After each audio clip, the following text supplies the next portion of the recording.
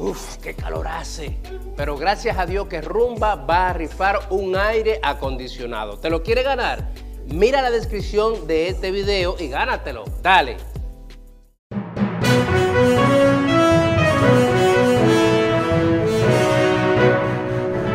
Estamos de vuelta en Cátedra Médica, un viernes de endocrinología en el cual nos acompaña nuestra querida doctora Sheresade Hasbun. Buenos días, doctora. Un placer tenerle en cabina. Muy buenos días, Liz. Gracias por la invitación. Es un placer de verdad enorme para nosotros el poder tener y contar con profesionales de alta calidad como la doctora Hasbun y poder llevarles a ustedes todas las informaciones que necesitan tener a la mano para cuidar de su salud. En el día de hoy vamos a estar hablando sobre la enfermedad de Hashimoto o tiroiditis de Hashimoto. ¿Qué es esto? Hoy la doctora Sheresade Hasbun va a estar explicándolo para que usted pueda tener toda esa información acabada a la mano. También recordarle que si le surge alguna inquietud, si tiene alguna duda, si quizás usted es un paciente con esta condición, puede llamarnos para que la doctora le oriente al respecto. Las líneas son 809-682-9850 y la línea internacional 833-380-0062. Enfermedad de Hashimoto, doctora. ¿De qué hablamos? ¿Por qué se llama enfermedad de Hashimoto? Empecemos por ahí. Liz, como tú bien has dicho, la enfermedad de Hashimoto también es la tiroiditis linfocítica crónica de Hashimoto y se llama Hashimoto precisamente por la persona quien la descubre o quien la describe, que no es más que un japonés, ¿verdad? Que lleva ese apellido. Por eso la gente dice, wow, pero ¿será que es tan terrible que tiene ese nombre? Pues no, simplemente es atribuida a la persona quien la describe. Sin embargo, es linfocítica crónica porque los linfocitos, que son células que pertenecen al sistema autoinmune, participan en lo que es esta respuesta que tiene que ver con cómo tu sistema inmunológico va a atacar la glándula tiroides para que se pueda presentar esta condición. Y crónica tiene que ver con el tiempo que dura la enfermedad en desarrollarse. O sea, es una forma lenta que se va estableciendo en el tiempo, que puede durar 10 años para establecerse como tal. Que también significa crónica, que no tiene un tratamiento definitivo, sino que se puede tratar, pero que no hay una cura definitiva, sino que es una condición con la que el paciente permanece la vida entera. Entonces, tiroiditis es la inflamación de la glándula, o sea, hay una inflamación ahí que se va a ir instalando con el tiempo. O sea, si lo vemos así, una inflamación autoinmune que se establece de manera lenta a través del tiempo y que no tiene un tratamiento que lo cura, pero que sí se controla. Doctora, yo le decía fuera del aire antes de iniciar que este tema lo planteamos porque yo conocía a una paciente que tenía la enfermedad de Hashimoto. Ella me decía, Liz, hablen de eso en el programa para yo poder orientarme de cómo manejar todo esto. ¿Es muy común ver pacientes que tengan esta condición, doctora, o no es tan frecuente? Sí, Liz. Realmente la enfermedad de Hashimoto es la causa más común a nivel mundial de hipotiroidismo primario y realmente, aunque en nuestro país la causa más común es la deficiencia de yodo a nivel mundial, o sea, cuando sumamos las estadísticas mundiales estamos hablando de que el Hashimoto es la causa más frecuente. Y en las mujeres también las enfermedades de tiroides son también más frecuentes que en el hombre, la relación es incluso 5 más o menos 2. Y realmente, ¿por qué las mujeres se preocupan más? Tal vez tu amiga estaba muy preocupada porque esta patología puede interferir en diferentes órganos y sistemas de acuerdo a cómo funcionan las hormonas tiroideas.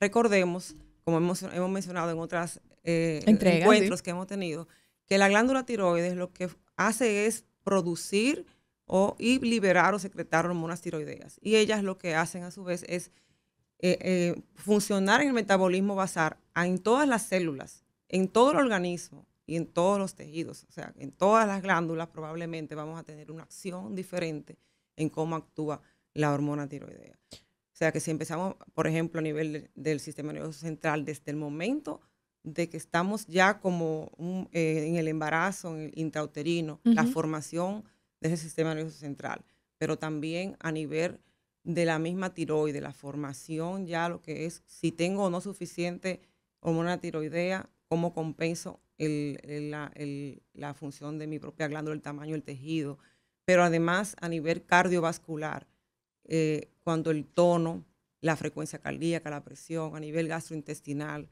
tengo que ver incluso con la absorción, con la parte hematológica.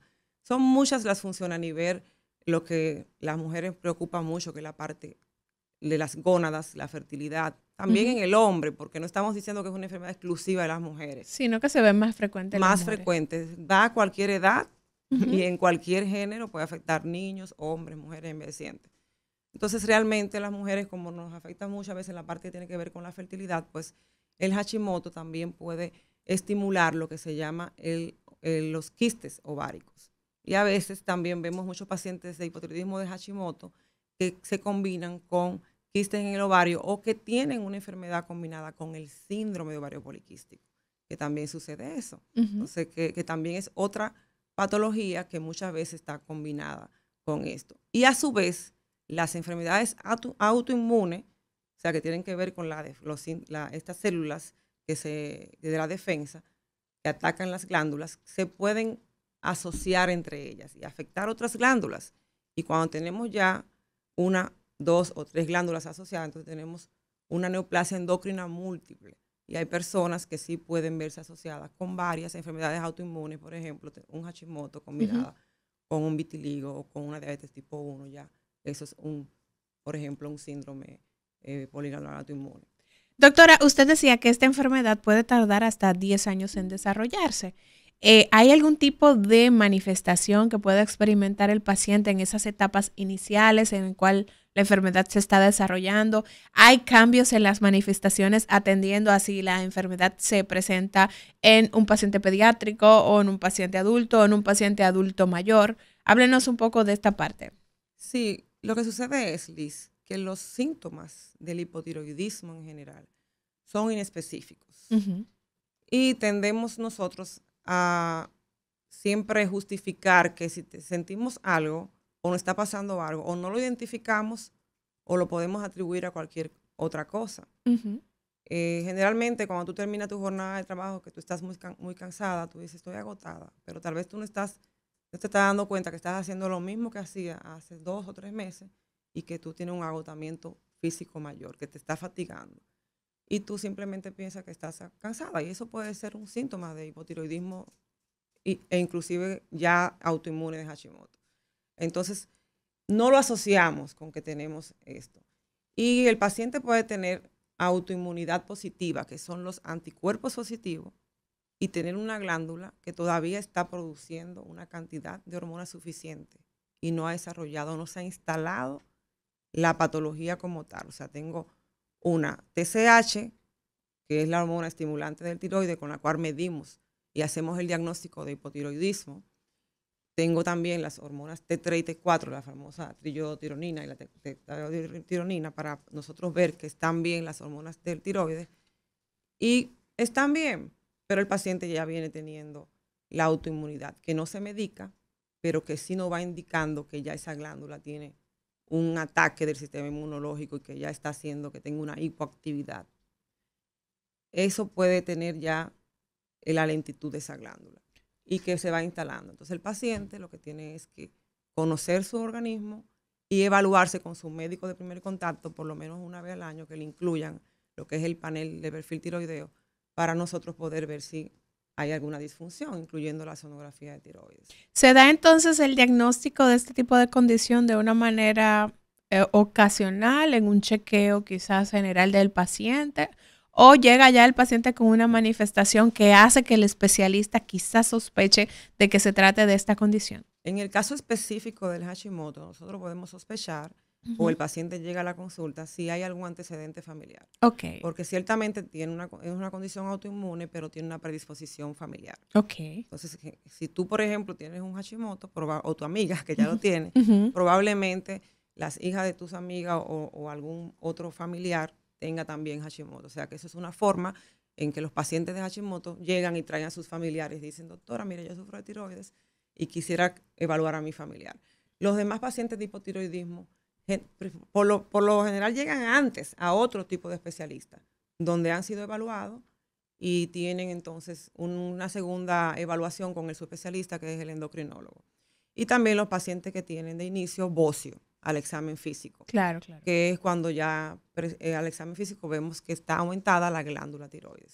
Que ya a simple vista se puede ver que O de a la que hay... palpación, porque ahí Exacto. tenemos bocios que son leve moderados, que no Que no se necesariamente se ven a la simple inspección, pero que sí se pueden palpar. Excelente. Hoy estamos conversando con la doctora Cherezade Hasbun. El tema es enfermedad de Hashimoto. Pero si usted tiene alguna duda con relación a temas de endocrinología, sepa que puede comunicarse con nosotros. Las líneas son 809-682-9850 y nuestra línea internacional 833-380-0062. Doctora, se han establecido causas, además de que ya hablaba del tema genético, causas que se pueden identificar en este caso de la enfermedad de Hashimoto. Lo que se sabe es que el organismo está atacando la enzima, que es la peroxidasa, para que ella no haga la función que tiene que ver con lo que es la síntesis de hormonas tiroideas. No hay una causa establecida, conocida, pero ni un gen determinado. Sí sabe que es una predisposición solamente genética, pero que familiar, pero no genética así determinada, solamente es autoinmune. Y sí hay unas fases que podemos tener de esa enfermedad de Hashimoto. O sea, como es una inflamación, tiroiditis, hablábamos de eso. Sí. El paciente en algún momento puede tener una fase incluso de dolor. Okay. Puede haber una fase dolorosa en los pacientes con tiroiditis crónica de Hashimoto. En algún momento pueden presentar dolor. Y entonces también eso puede ser un motivo de consulta que te iba a mencionar cuando hice la pausa ahorita. Ajá. Y eso puede ser también una de las razones por las cuales el paciente vaya. Las tiroiditis también pueden ser por otras razones que no sean Hashimoto. Ok. Y ahí entonces pudiera el paciente también acudir y coincidir que tienen entonces anticuerpos positivos.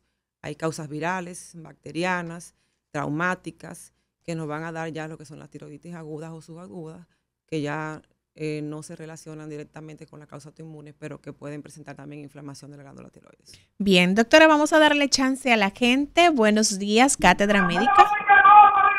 Buenos días. Sí, buenas. Sí, adelante con su pregunta. Quiero preguntarle a la doctora. La esposa mía salió con el TSH bajito y el T4 alto. Ella le ha indicado mensual, ella tiene que ir a evaluarse. Ahora le pusieron por 3 meses. Yo quiero saber si eso es permanente, los medicamentos.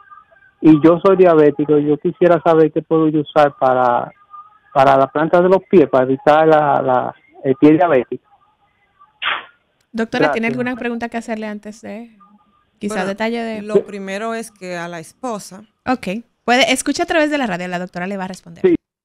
Su esposa lo que está cursando es con un hipertiroidismo. Okay. Un hipertiroidismo, porque él habla que tiene la T4 TSH, la TSH, que es la hormona estimulante del tiroides, está suprimida o baja, y tiene la T4, que es una de las hormonas que medimos, ¿verdad?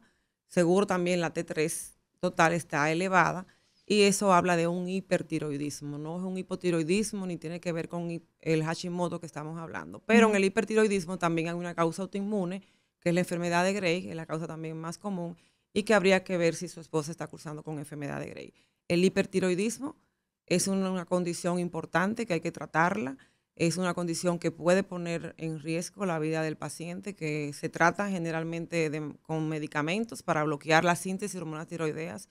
Cuando el paciente, si es un hipertiroidismo muy importante, generalmente se bloquea esa función, se compensa el paciente para entonces dar tratamiento definitivo con lo que es un yodo radioactivo, terapia ablativa con yodo radioactivo, o llevar al paciente a cirugía dependiendo del caso de su esposa. Si es un caso ya tal vez más leve o el paciente tiene contraindicaciones para una de estas dos opciones, pudiera entonces prolongarse el tratamiento farmacológico por 18 meses, pero eso lo va a decidir su médico endocrinólogo. El seguimiento de su esposa debe ser estricto, el medicamento no debe faltarle y el seguimiento debe ser, como le dijo su médico, mensualmente, cada 4 o 6 semanas, sin faltar a su médico. Entonces, en el caso de él, dice que es un paciente diabético. En el caso de él, para el cuidado de sus pies, es muy importante el cuidado de sus pies.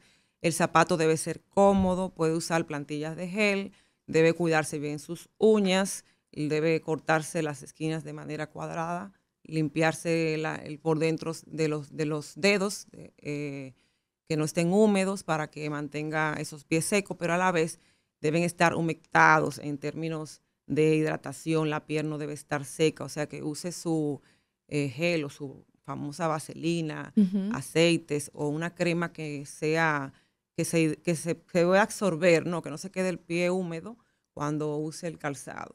Entonces cambiar siempre las medias, tratar de no tener sudor ni ningún tipo de hongo en uñas o en pie para que su pie se mantenga siempre sano y saludable. Y sobre todo, lo más importante es mantener el buen control metabólico de la glucemia en los pacientes diabéticos. Y eso también lo puede lograr con su médico endocrinólogo. Ahí está toda la recomendación de la mano de la doctora Sheresade Hasbun, que nos acompaña en la entrega del día de hoy de Cátedra Médica. Hablamos sobre enfermedad de Hashimoto, pero siempre me gusta hacerles énfasis de que pese al tema que estamos tratando, cuando hay un especialista aquí, usted tiene cualquier inquietud que le compete a ese especialista, puede llamarnos y abiertamente expresar sus inquietudes para que los profesionales que nos colaboran puedan darle toda esa recomendación que usted necesita para cuidar de su salud y de la salud de los suyos. Repetimos, las líneas son 809-682-9850 y la línea internacional 833-380-0062. Es momento de hacer una breve pausa, pero no le cambie porque retornamos en breve con muchísima información interesante que usted necesita tener a la mano.